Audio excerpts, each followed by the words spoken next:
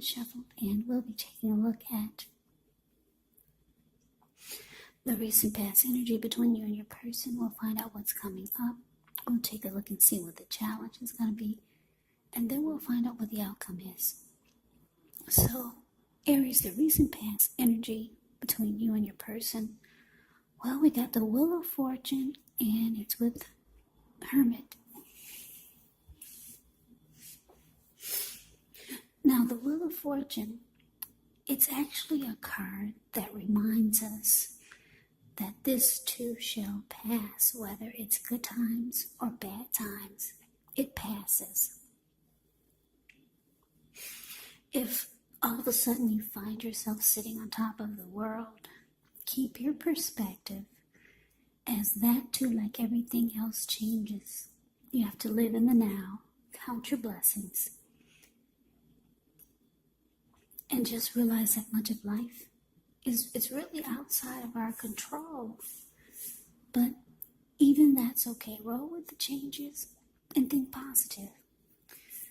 Wheel of Fortune is with the Hermit, which can be a very spiritual card. It could have something to do with institutions, large organizations, everything from a bank to an entire Christian church. It's kind of like the Strength card in the tarot. You could be in the frame of mind where you need some time alone. Don't be afraid to take it, even if it's just a 5-minute walk around the house so that you can clear your head. This can also be a card about trying really hard to do the right thing, but you want to make sure that doing the right thing includes doing what's right for you personally, and not just worrying about the wants and needs of others.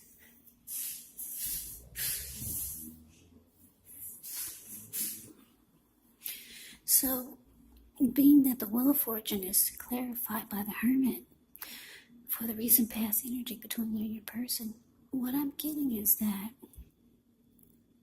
the message that I'm getting is that you could be trying to spend time alone to clear or get rid of this person's energy. Because I'm getting for a lot of you, you feel like you need to cleanse. So some of you will choose to meditate, contemplate, spend some time alone. Yeah, a lot of you, you're realizing you need to clear your mind. Yeah, you're trying to clear your person's energy from you. And you know that once you do this, you've got with the Wheel of Fortune here, you feel like you're going to be much more better off. Things will be going in your favor. Because the Wheel of Fortune is about good luck, fortune, being fortunate, having fortune in your favor. So you're trying to get that, you're trying to, like I said, clear your mind, get rid of some baggage. A lot of you are doing it through meditation and deep thought and spending time alone. And you want this because you want to feel lucky again. You want to feel good again about life, about people. Overall, you want fortune to be in your favor. And right now, you're feeling that it's not because you got some past energy of your person, and it's clinging to you. But let's move on over. Let's take a look and see what's coming up for the two of you. Now we got this Temperance card, and it's with the Four of Pentacles. Now Temperance, with this card, all your relationships, they're likely to be going somewhat well. You may need to look at any deeper personal issues and see if or how they're standing in your way, and if they are, how to work through them and integrate them, because the idea now is to do what it takes to find balance in yourself and in your relationships and with any goals and aspirations that you might have. Now it's with the Four of Pentacles. Four of Pentacles can actually be about holding on to things, people, money, or situations longer than is healthy, longer than is realistic. So when this card appears in a reading, it's a sign that you need to look carefully at what you're clinging to and whether others are clinging to you in an unhealthy way.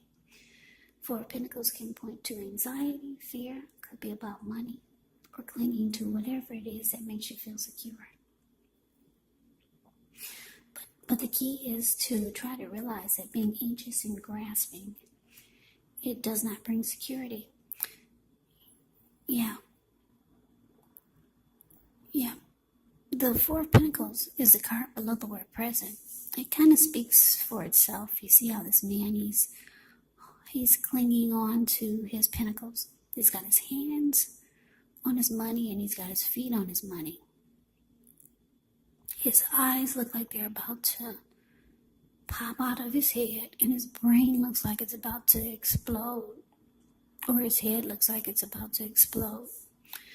If a huge brick fell out of the sky and knocked him across his head or tried to knock him over, he'd still be in that same position, just very resistant,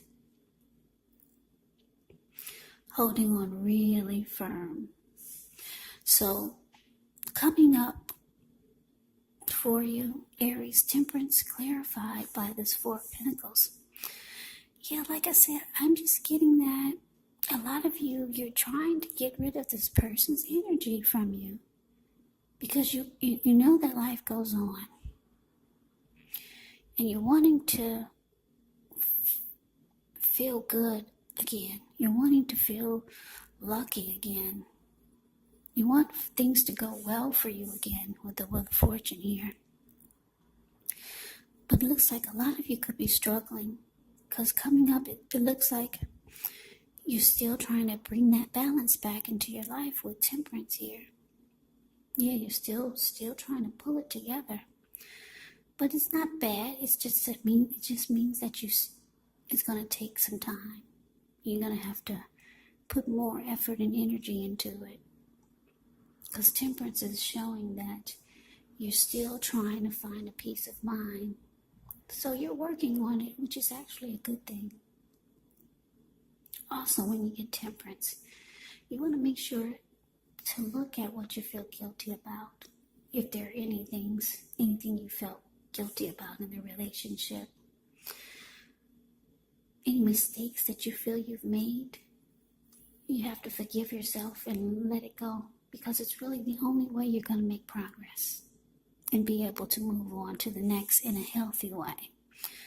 But because it's with the Four of Pentacles, yeah, you're really struggling to cleanse this person's energy. You're struggling to move on. Because this Four of Pentacles, they cling on in an unhealthy way. Very unhealthy. So, yeah, it's just going to take more work, that's all. Yeah, you started by meditating and contemplating and spending time alone. Now you're doing other things to bring the balance back. But it's hard for a lot of you because I can't take my eyes off of this Four of Pentacles. You're still holding on really tight to someone. But you know that needs to change. Because it's nothing like freeing your mind and getting rid of the baggage. Because you know that the Wheel of Fortune is saying that's when the luck comes in. But let's move on over. Let's take a look and see what the challenge is. So we got Judgment, and it's with the Ten of Swords. Now, Judgment can be a card about jumping to conclusions, decisions, and of course, judgments that are made too hastily. And if you know that you're prone to doing such things, it can be a signal to slow down, give things more thought, give people more chances. This could also be a time of spiritual awakening. Now with the Ten of Swords. Ten of Swords is a sign to be careful about where you put your trust. When it comes up in a reading, to a question as to whether you can believe what a person is telling you or trust that a situation is stable, well, it's a pretty clear answer of no. However, you have to keep in mind, whenever a door closes, another door opens. You're being guided to a situation better for you. Trust yourself and trust the universe. So, coming up, Aries, judgment clarified by Ten of Swords. So yeah, this person that you were involved with, or some of you are still dealing with them, they could be very judgmental toward you. Yeah, very judging you really harshly. They could have been the type that jumped to a lot of conclusions. Or that's what they could be doing now, if you're still dealing with this person. And it's just making you feel like this Ten of Swords, like the connection it wasn't stable. Or like I said, if you're still dealing with this person, you're feeling that you're trusting that it's not going to be stable. Yeah, your person could have been the type that had a hard time forgiving. It's like they could make a mistake, but oh boy, don't you make a mistake. They would never let it go. So you just feel like the connection is no longer, you don't trust that it's going to be stable. So let's move on over. Let's see what the outcome is. We've got the Knight of Pentacles, and it's with the Ace of Cups. Now, the Knight of Pentacles is actually a really, really good energy. Very good energy. It's about stability. Yeah, the Knight of Pentacles is a very solid, stable, committed type of energy. This type of person would be practical, patient, protective. Yeah, committed type, stable, solid.